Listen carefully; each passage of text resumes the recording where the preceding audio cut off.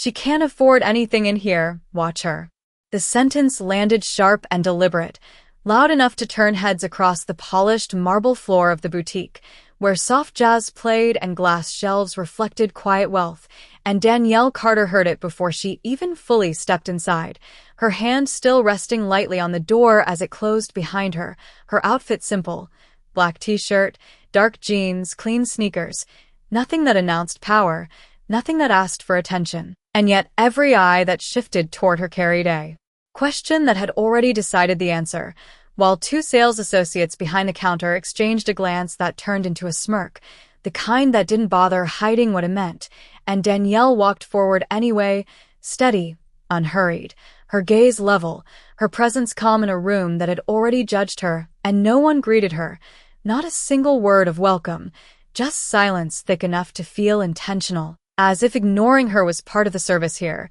And then came the whisper. Not quiet enough, probably wandered in from the street, followed by a short laugh that bounced off the glass cases, and Danielle paused for half a second, not reacting, not correcting, just observing, the way she always did when a situation revealed more about others than they realized. And across the room, a man browsing watches glanced up, his expression shifting from curiosity to discomfort, sensing something off but not yet stepping in, while Danielle moved closer to a display, her fingers hovering just above a leather handbag, not touching, just looking, and that was enough to trigger the next move, because one associate stepped forward quickly, positioning herself between Danielle and the display with a practiced smile that didn't reach her eyes. "Those pieces start at 5,000, she said, her tone light but pointed, like a warning disguised as information, and Danielle met her gaze without flinching, saying nothing, letting the words hang there, and that silence seemed to irritate more than any response could have, because within seconds the manager appeared, Rebecca Collins, heels clicking with authority, posture straight, expression already set, and she didn't ask a question, didn't offer help, just delivered her conclusion. "We don't do walk-ins like this," she said, scanning Danielle from head to toe as if checking a list she'd already completed, and a couple nearby glanced over, their attention sharpening, one of them lifting a phone just slightly, not recording yet, but ready, sensing tension building in real time, and Danielle stood there, still composed, her breathing even, her face unreadable, because she had seen this before, not once, not twice, but enough times to recognize the pattern before it finished forming, and somewhere in the back of her mind, a memory flickered. Another store, another voice, another moment where appearance became accusation, but it passed just as quickly, replaced by something steadier, something colder, and back in the present, Rebecca crossed her arms, leaning slightly forward. "If you're not purchasing, I'll need you to step aside," she added, her voice now firmer, more public, designed to draw a line in front of witnesses, and that was when the room shifted, not loudly, not dramatically, but subtly, like a current changing direction, because Danielle didn't move, didn't argue, didn't explain. She simply looked at Rebecca for one measured second longer than expected, and then reached into her pocket, pulling out her phone with a calm that didn't match the tension around her. And as the screen lit up, reflecting in the glass display beside her, there was something in her posture that made the man with the watch straighten slightly, something that made the associate hesitate mid-step, something that didn't fit the narrative they had already written, and Danielle spoke quietly, just one sentence, precise and controlled. "Let's see how far this goes." And in that moment, no one in the room realized they were no longer dealing with a customer. They were standing inside a test they had already failed. The boutique did not return to normal after that sentence, because something in Danielle Carter's tone had shifted the air itself, not louder, not aggressive, but controlled in a way that made people look twice, and Rebecca Collins felt it even if she did not understand it, her smile tightening just slightly as she glanced toward the counter where two associates now stood a little straighter than before, uncertain whether to continue the performance or step back, and Danielle remained exactly where she was, phone in hand but not yet dialing, her eyes moving slowly across the room, taking in every detail, every face, every reaction, like someone collecting evidence without ever announcing it. And across from her the man who had been browsing watches lowered his gaze briefly before looking back up, this time not as a passive observer, but as someone beginning to question what he had just witnessed, while another customer near the entrance subtly pulled out her phone and angled it just enough to capture the scene without making it obvious, because the tension now felt real, not casual, not accidental, but unfolding, and Rebecca took a step forward, her voice firmer now, less polished. "If you are not making a purchase, you need to leave," she said, this time louder, meant for the room, meant to re-establish control, but Danielle did not move. She simply tilted her head slightly, as if considering something deeper than the words in front of her, and then she tapped her phone once, a small action that seemed insignificant but landed with weight, because within seconds a quiet notification sound echoed from behind the counter, not from Danielle's phone, but from the store's internal system, and one of the associates frowned, glancing down at the screen in front of her, confusion flickering across her face as she refreshed it once, then again, and Rebecca noticed, her attention snapping toward the counter. "What is it?" she asked sharply, but the associate hesitated. "It is nothing, probably a glitch," she said, though her tone did not match the confidence she tried to project, and Danielle watched all of it without speaking. Her silence, now louder than any argument could have been, and then she finally spoke,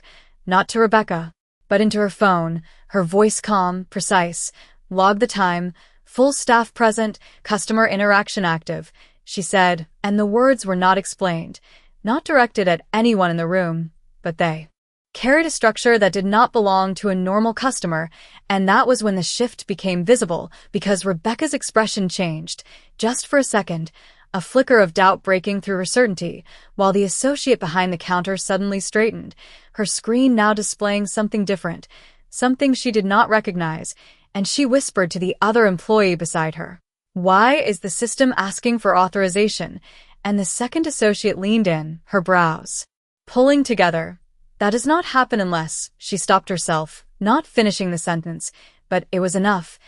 for the unease to spread, and Danielle took one slow step forward, closing the distance just slightly, not invading space, but claiming it, and the movement alone caused Rebecca to shift her weight back unconsciously, as if responding to a pressure she could not name. And in that moment the room was no longer aligned with Rebecca. The quiet support she had felt at the beginning was gone, replaced by something else, something uncertain, because the customers who had been watching were no longer amused, they were attentive, waiting, and Danielle's voice came again, still steady, still measured. "You evaluated me in seconds," she said, her eyes now locked on Rebecca. "Let us see how your process holds up under review." And the words did not sound like a threat, they sounded like a conclusion, and behind the counter the system chimed again, louder this time, a confirmation tone that none of them had triggered, and Rebecca turned fully now, her control slipping just enough to show it. "Check that," she ordered, but the associate did not move immediately, her hands hovering above the screen, because whatever she was seeing did not fit the situation anymore, and Danielle stood there, calm as ever, as if she had all the time in the world, because in her world, she did. The second chime did not sound like an error anymore. It sounded intentional, sharp and clean, and this time every employee behind the counter froze for half a second too long, long enough for the customers watching to notice, long enough for the tension to turn into something undeniable, and Danielle Carter did not shift her stance, did not rush. She simply let the moment breathe, because she understood something the others did not yet grasp, that silence under pressure reveals everything, and across the counter the associate finally tapped her screen, hesitant at first, then faster, her eyes scanning lines of information that had not been there moments ago, and her voice came out lower than before, uncertain. "Rebecca, there is a system lock request," she said, and Rebecca snapped her head toward her, irritation masking the first flicker of concern. "Override it," she replied immediately, as if that alone would restore order, but the associate did not move right away, her fingers hovering again. "It is not allowing override," she said, and that word "not allowing" hung heavier than anything else spoken so far, because in this space, in this store, Rebecca was used to being the final decision, the one who allowed or denied, and now the system itself was pushing back, and Danielle watched it unfold with the same steady gaze, her expression unchanged, but her presence now anchored in the center of the room like something immovable, and the man near the watch display took a small step closer, no longer pretending to browse, his attention fully on the exchange, while the woman near the entrance raised her phone higher, no longer hiding it, capturing every second as it happened, and Rebecca straightened her posture, trying to reclaim control through volume. "It is a glitch," she said, louder now, addressing the room more than the employee. "Continue assisting real customers," but the words landed differently this time, weaker, because no one moved, no one resumed shopping. The entire boutique had shifted into observation, and Danielle finally took another slow step forward, closing the distance to the counter, her voice calm, measured. "You might want to read that screen carefully," she said, not as a suggestion, but as a fact, and the associate swallowed slightly before turning the monitor just enough for Rebecca to see, and whatever appeared there changed everything, not dramatically, not loudly, but in a way that drained the color from Rebecca's confidence, her eyes scanning quickly, then again, as if repetition might change the meaning, and she leaned closer, her voice dropping. "Where did this come from?" she asked, but no one answered, because the answer was standing right in front of her, and Danielle did not rush to explain, did not rush to reveal. She simply let the realization grow, layer by layer, and then she spoke into her phone again,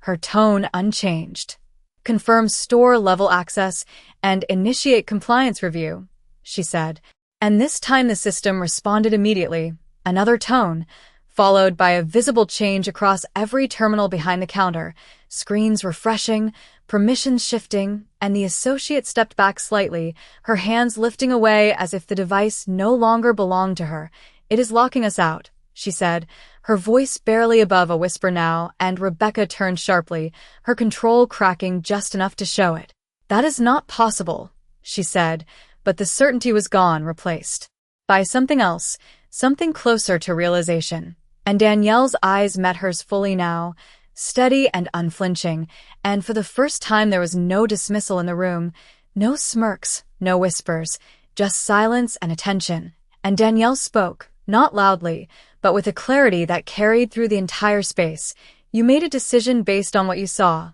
she said, pausing just long enough for the weight of that statement to settle. "Now the system is making one based on what you did." And the words landed deeper than any raised voice could have, because behind Rebecca, the final confirmation appeared on the screen, and this time even she could not look away from it, because whatever power she thought she had a few minutes ago was no longer hers to control. Rebecca Collins did not speak immediately, because the screen in front of her was no longer something she controlled. It was something she was reading, and the difference between those two things was becoming painfully clear in real time, her eyes moving line by line, faster now, as if speed could somehow restore authority. But the more she read, the quieter she became, and that silence spread outward, reaching the associates first, then the customers, until the entire boutique felt like it was holding its breath, and Danielle Carter remained exactly where she was, one hand loosely holding her phone at her side, her posture relaxed, almost effortless,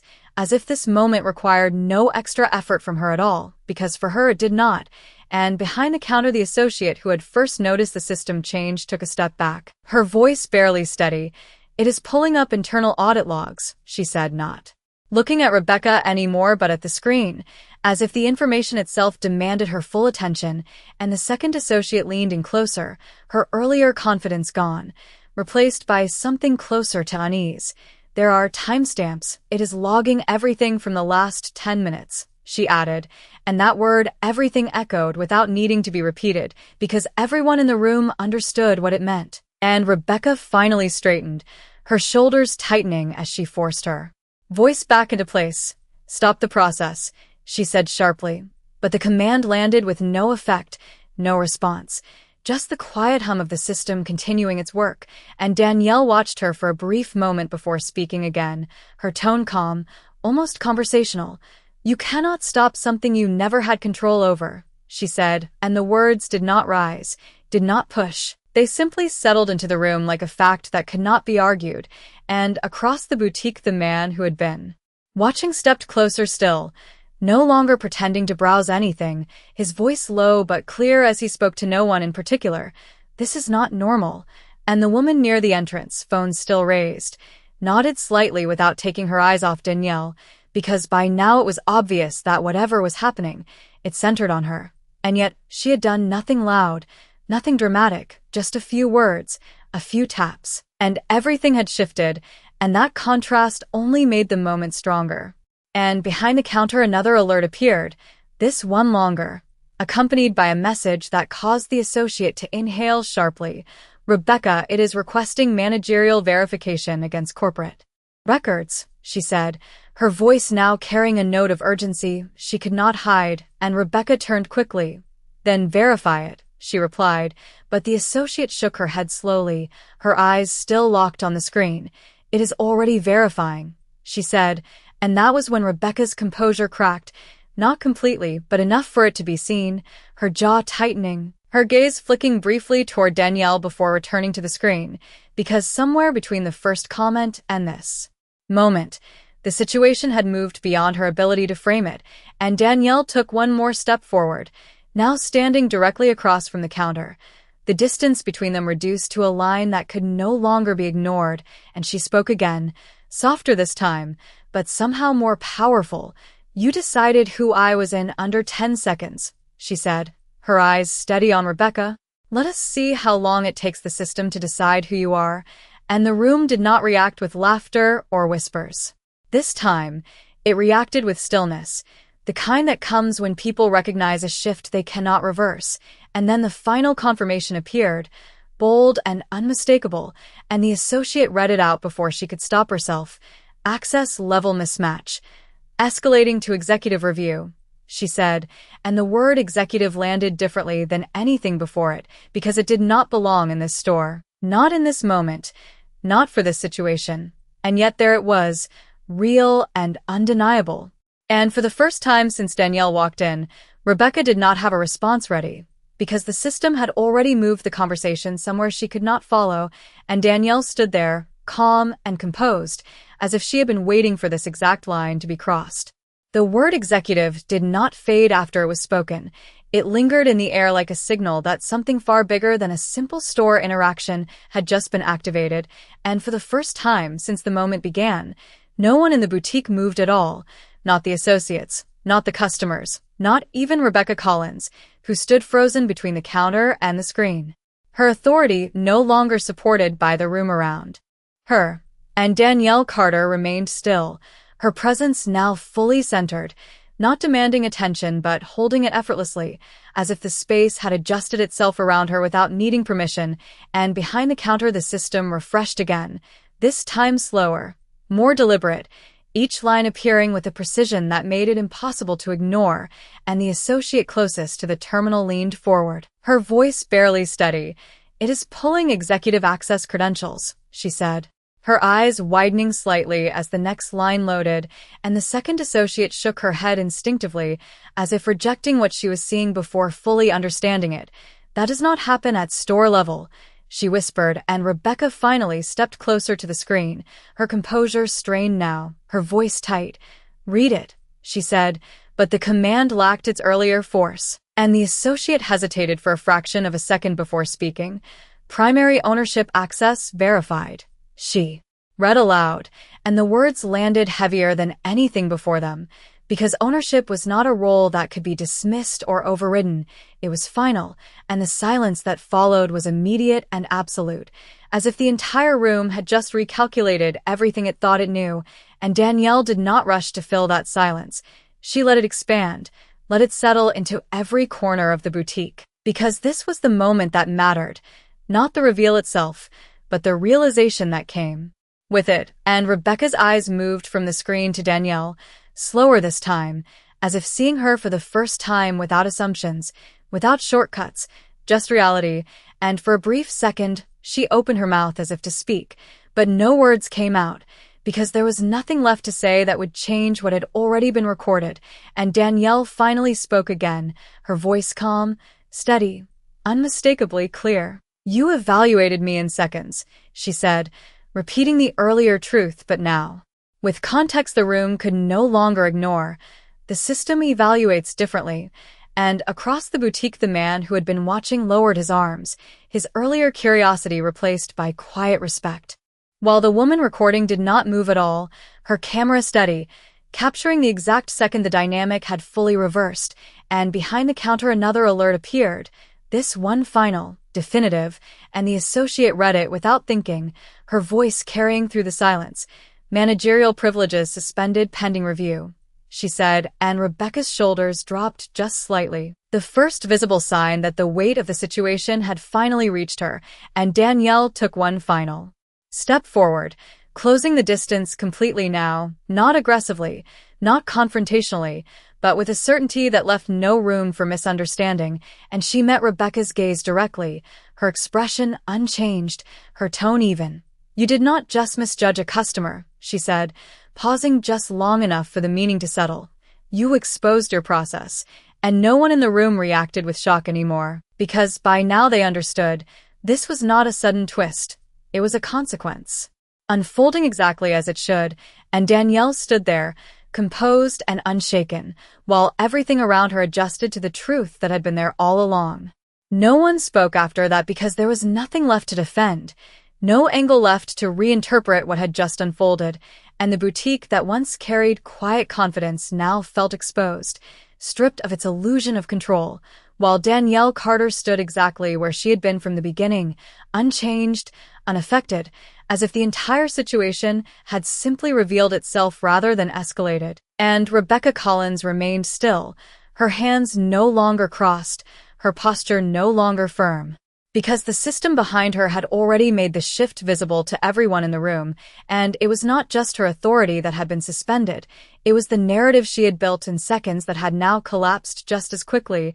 and behind the counter the associates exchanged a glance that was no longer amused, no longer dismissive, but uncertain, almost cautious, as if they were recalibrating how to exist in a space where their assumptions had just been proven wrong in real time, and the terminal chimed again. Not loud, but precise, and the associate closest to it read the update slowly, carefully, as if each word carried weight she could not afford to misinterpret.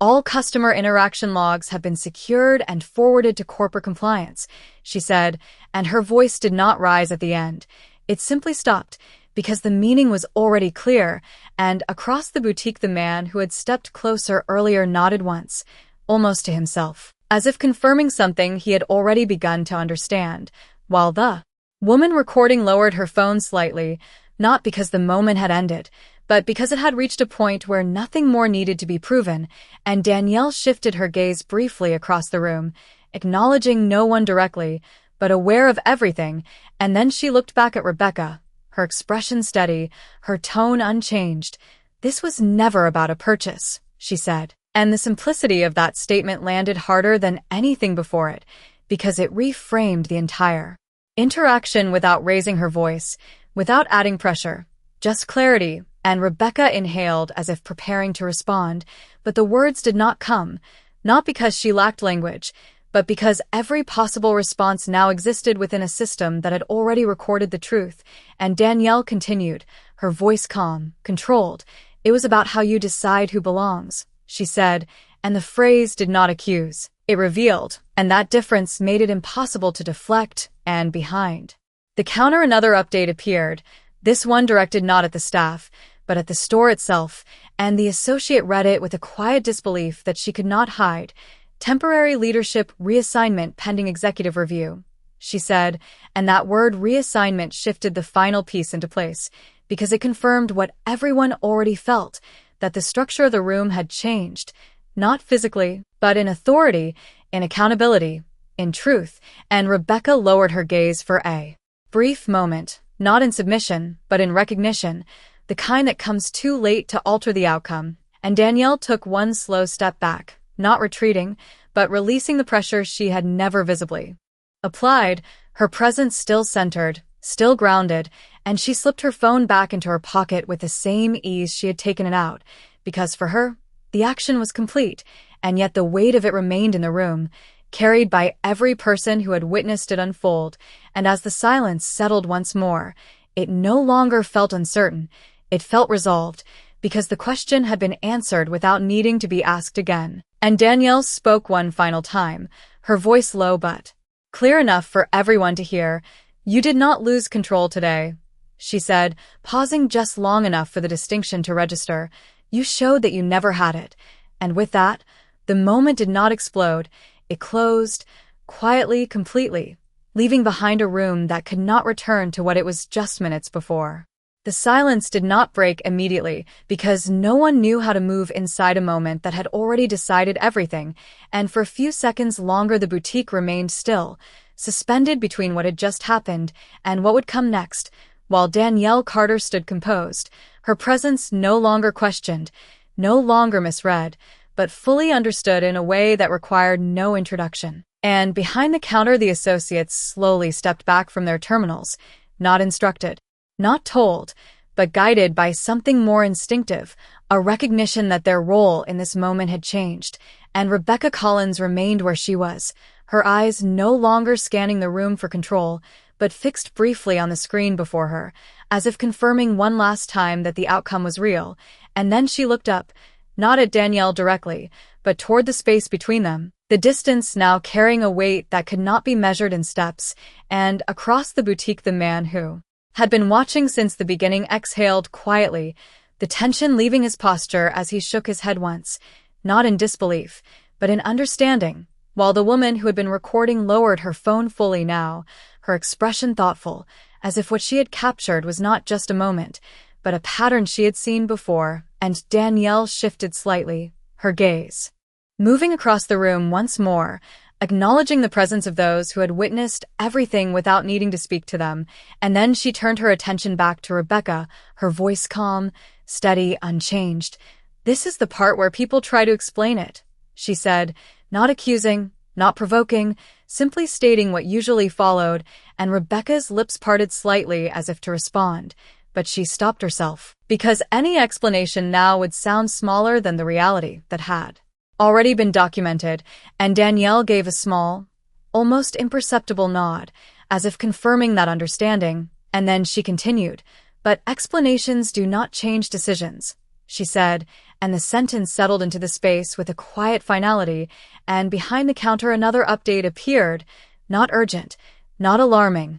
but procedural, and the associate closest to it read it slowly, her voice steady now, no longer confused. "Interim leadership will be assigned within the hour. All current staff are to remain available for review," she said, and the words carried structure, process, consequence, all unfolding without raised voices or dramatic gestures, and Rebecca lowered her gaze again briefly, this time not in confusion, but in acceptance, the kind that comes when the situation is no longer unfolding, it is complete, and Danielle took a step to the side, not away, but forward in her own direction, her movement smooth, controlled, as if she had already transitioned beyond the moment while others were still inside it, and as she passed the display she had first paused at, she glanced at the handbag again, the same one that had triggered suspicion minutes earlier, and for a brief second she allowed herself to consider it, not as a test, not as a statement,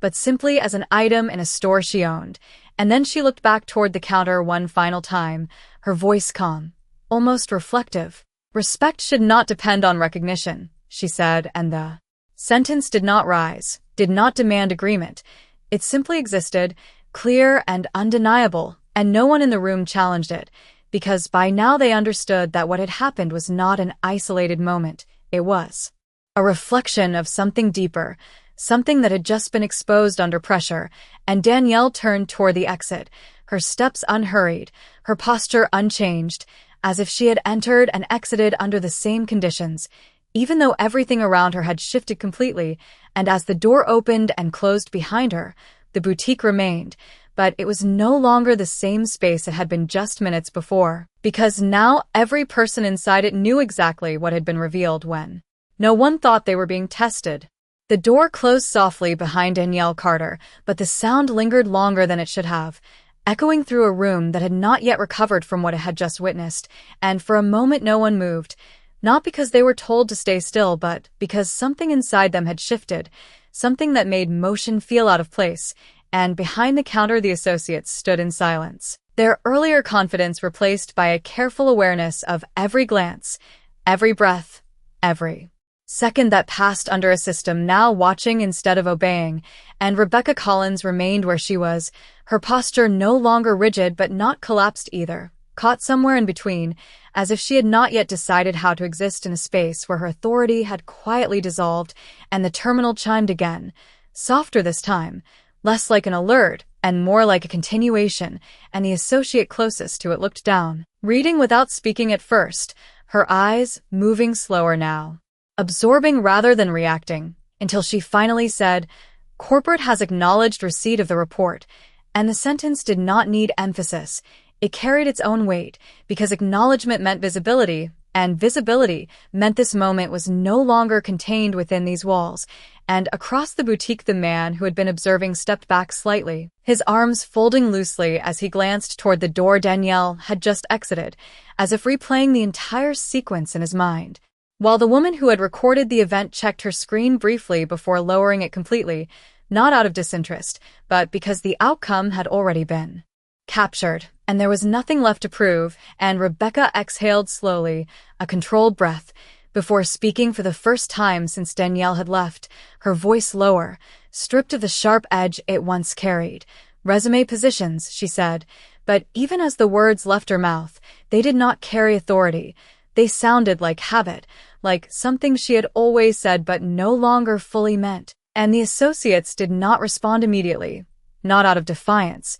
but out of hesitation. Because the system behind them still displayed the same message, still held the same restrictions, and one of them finally spoke, her tone careful. "We are still under review," she said, and Rebecca's jaw tightened slightly, not in anger but in recognition, because even the simplest instruction now had to pass through a process she no longer controlled, and the boutique, once seamless and polished, now felt layered, observed, accountable, and that shift was visible in the smallest details, in the way the associates adjusted their posture, in the way customers lingered just a little longer before leaving, in the way silence replaced background music as the dominant presence in the room, and behind the counter another update appeared, this one more detailed, outlining steps, timelines, procedures, and the associate read part of it aloud without meaning to. "Staff conduct review scheduled. Individual statements required, access logs attached," she said, and each phrase built on the last,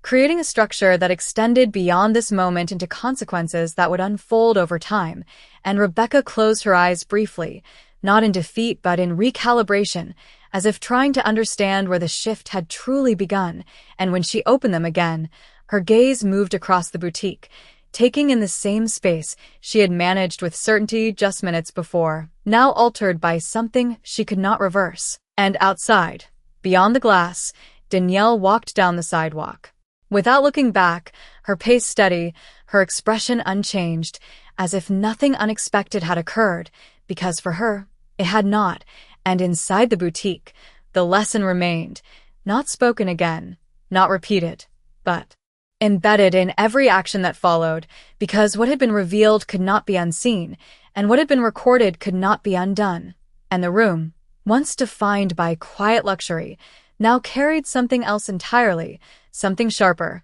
something clearer, something that would not fade with time. Outside the boutique the city moved as it always did, steady, indifferent, unaware of the quiet shift that had just taken place behind glass walls and polished displays, and Danielle Carter walked along the sidewalk with the same measured pace, her posture relaxed, her expression calm, as if she had simply completed another task on a long list that no one else could see, and she did not check her phone immediately, did not rush to follow up, because she already knew what was happening behind her. Systems were moving, processes were unfolding, and inside the boutique the air had not returned to normal, not even close, because normal required a sense of control that no longer existed, and Rebecca Collins stood near the counter, no longer issuing commands, no longer directing movement, but observing, her role now reduced to presence rather than authority, and the associates continued to glance at the screens, not out of curiosity anymore but out of obligation, because every update now mattered. Every line carried weight that extended beyond the store itself, and another notification appeared, this one more structured, more formal, and the associate read it slowly, carefully. Corporate compliance team will initiate live review within 30 minutes.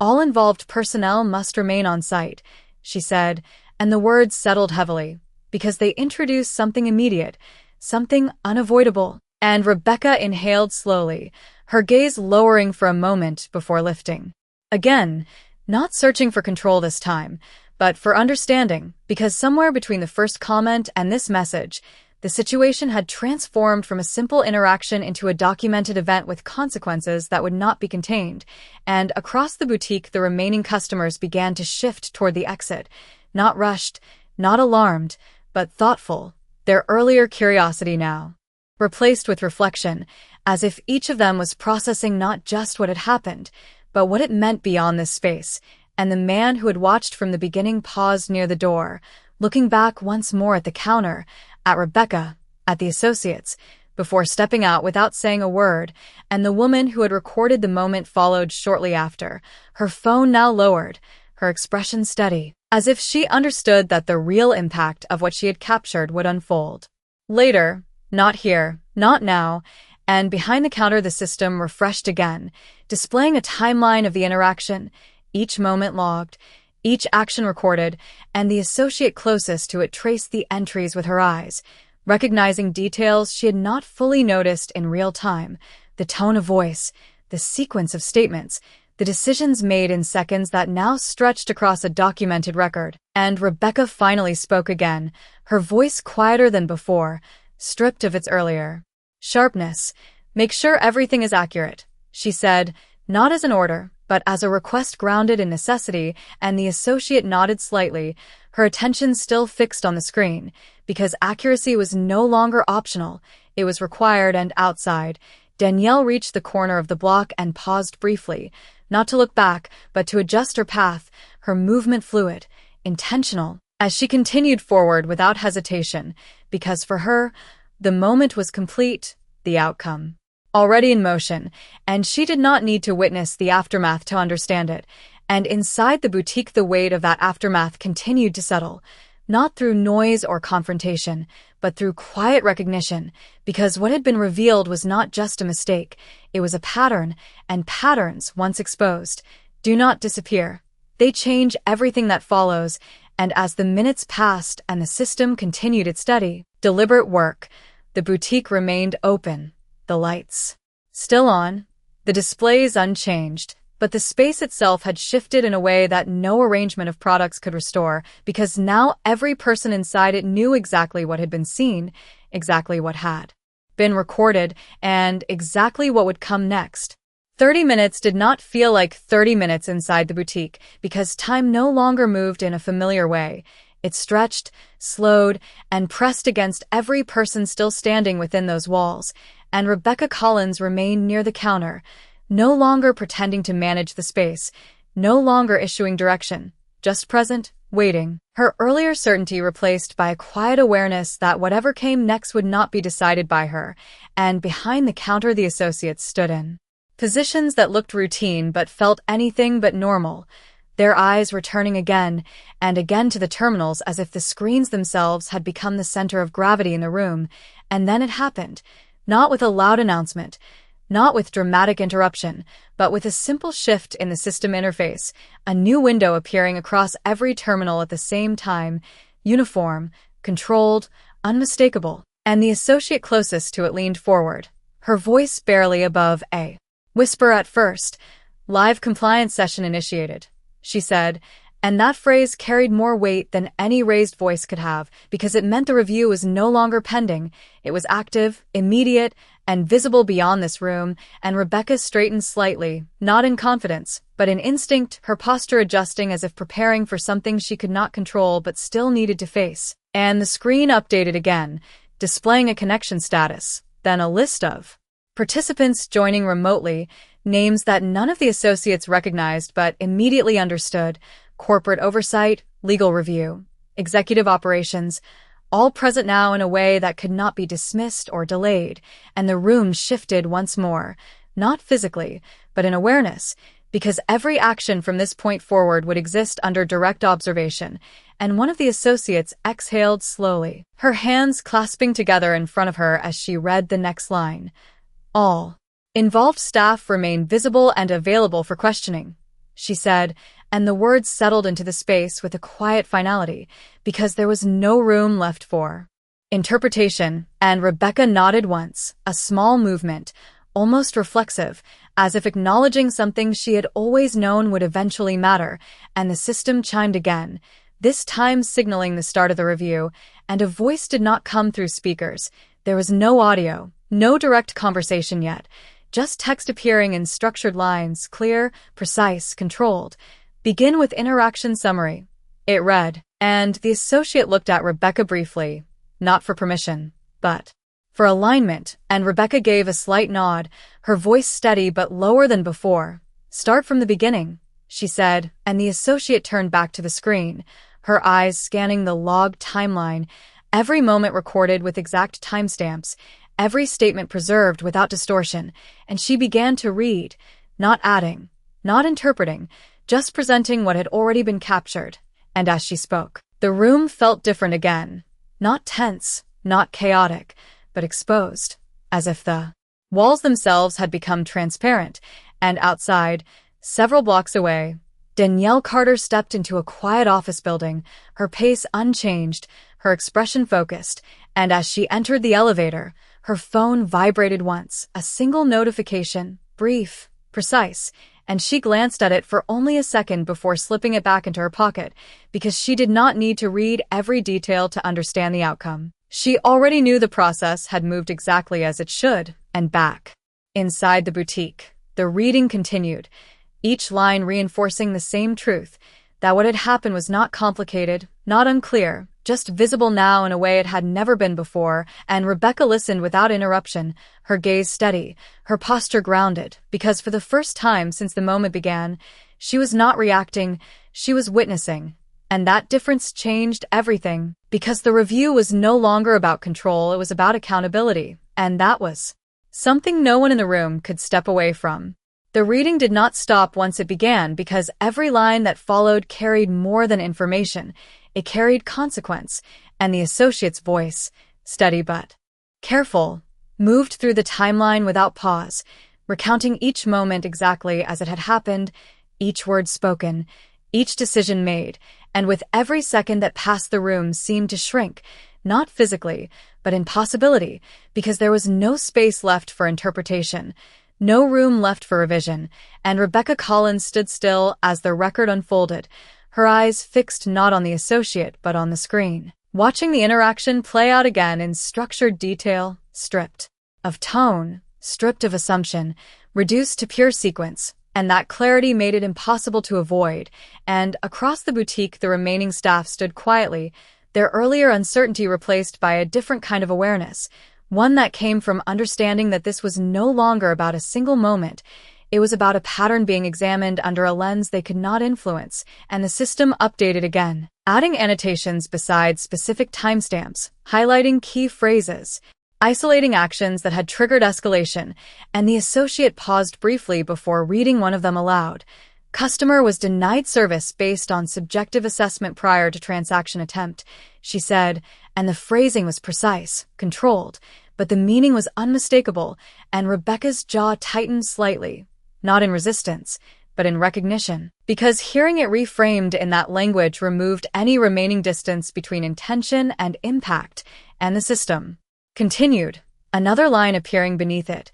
Managerial response escalated without verification of customer status, and this time the associate's voice lowered just a fraction, as if the weight of the words required it, and no one interrupted, no one objected, because the review was not asking for reaction, it was presenting reality, and outside the boutique, miles away now, Danielle Carter stepped into a quiet office space, her presence acknowledged, with respectful nods from those who passed her, not because of what had just occurred, but because of who she had always been, and she moved through the space with the same calm precision, her phone remaining silent in her hand, because she did not need updates to know the process was reaching its conclusion, and back inside the boutique the final segment of the interaction was read aloud, the moment of system escalation, the confirmation of ownership, the suspension of privileges, each line reinforcing the same truth from a different angle, until the screen paused, the text no longer scrolling,